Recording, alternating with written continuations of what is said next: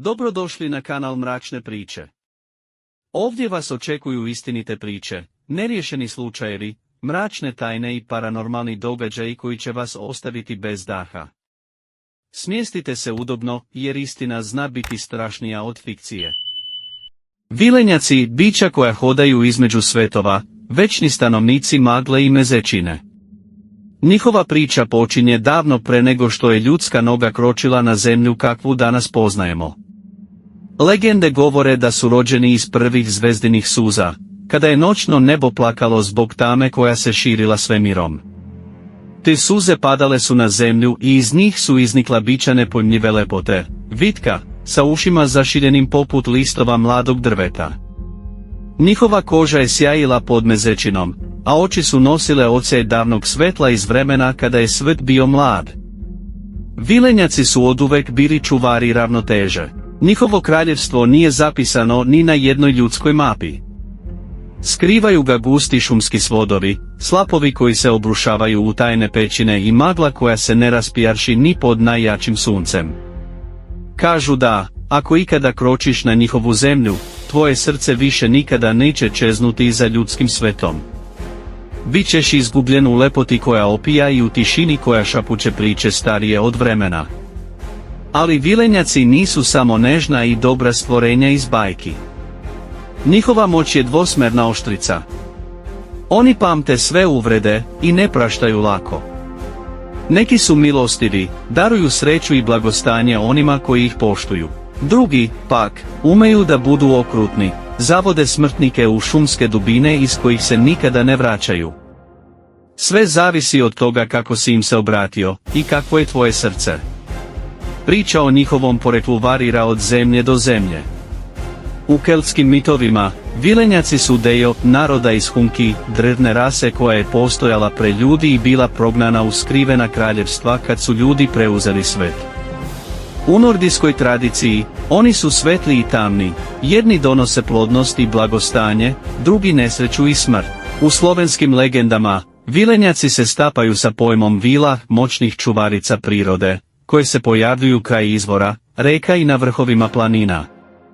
Njihova dugovečnost je gotovo besmrtna. Oni ne stare kao ljudi, godine im ne oduzimaju snagu ni lepotu, već ih oplemenjuju.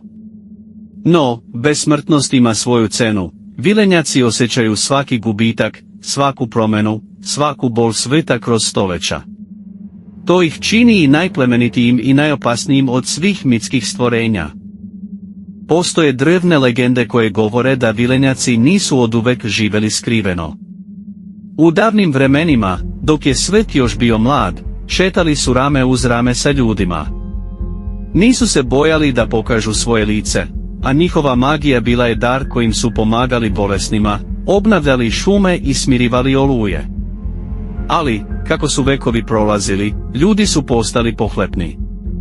Počeli su da love vilenjake, verujući da im njihova krv i kosa donose besmrtnost. Vilenjaci su se povukli duboko u skrivena kraljevstva, na masta gde ljudska noga ne kroči. Njihova naselja nalaze se iza vela stvarnosti, to su svetovi puni neugasivog svetla, mirisa cveća koje nikada ne venej, i reka koje pevaju melodije iz davnina. Ulaz u ta masta nije moguć običnim putem, samo onaj kome vilenjaci veruju može zakoračiti kroz prolaz od mezečeve svetlosti. Vilenjaci su podeljeni na više klanova. Postoje šumski vilenjaci, čuvari prirode, vešti u biljkama i lekovima. Njihove oči su boje mahovine, a glas im je tih poput vetra kroz lišća. Zvezdani vilenjaci žive na mestima gde je noć večna. Oni poznaju putanje zvezda i tajne vremena, a njihova koža svetli pod mezečinom. I tu su tamni vilenjaci, oni koji su izgnani iz svetlih kraljevstava zbog izdaje. Njihova srca kuca hladno, a korak im ne odaje zvuk. Za njih se kaže da su sklopili savez sa silama iz senki. Mesto vilenjaka u ovom svetu nije jednostavno. Oni su svedoci ljudske gluposti, ali i čuvari drvne ravnoteže. Kada šume umiru, oni su ti koji noću, nevidljivi, vraćaju život. Kada ratovi pred da progutaju sve, vilenjaci šapuću vođama u snovima, usmeravajući ih ka miru ili ka propasti, ako svet previše zaluta u mrak. No, postoji upozorenje, ako čovjek naljuti vilenjaka, njegova kazna može biti teža od bilo koje kletve. Možeš izgubiti svoje ime, zaboraviti keo si, ili lutati zauvek kroz šumu iz koje nema izlaza. Jer, vilenjaci, iako lepi i svetli, nose u sebi moć koju smrtnici ne razumeju, a svaka moć, kad se izazove, postaje opasna. Dok su ljudi spavali pod okriljem noći, vjerujući da je svijet miran, vilenjaci su kročili kroz sjenke, nevidljivi ljudskom oku. Njihove borbe nisu se vodile na otvorenim poljima, već u skrovitim šumama, unutar drvnih krugova od kamena i u planinskim pukotinama gdje se svjetlost jedva probija. Postojale su dvije velike frakcije. Bijeli vilenjaci, čuvari prirode i ravnoteže, vjerovali su da ljudi zaslužuju šansu, makar i pod stalnim nadzorom. Nasuprot njima stajali su crni vilenjaci, rođeni iz izopačene magije, željni osvetiti se čovječanstvu za uništavanje drevnih šuma, oskvrnuće svetih izvora i krčenje zemljišta koje je nekoć pripadalo njima. Njihovi ratovi trajali su stoljećima, a ljudi nikada nisu shvatili zašto nestaju čitava sela, ili kako se rijeka preko noći može pretvoriti u crvenu bujicu.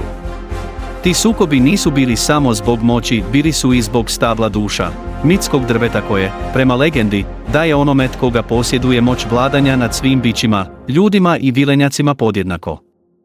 U starim zapisima, zakopanim u samostanima i zaboravljenim bibliotekama, spominju se noći kad bi mjesec krvario, a zrak bio ispunjen zvukovima poput šapata i jauka istovremeno.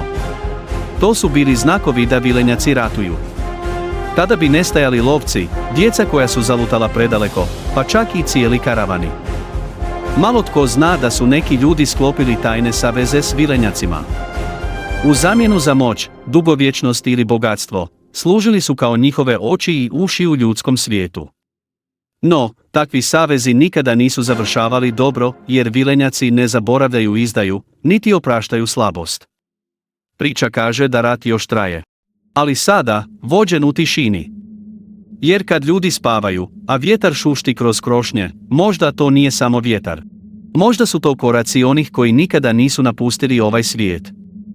Dok su ljudske godine prolazile, a civilizacije se uzdizale i padale, vilenjaci su ostajali večni čuvari ravnoteže.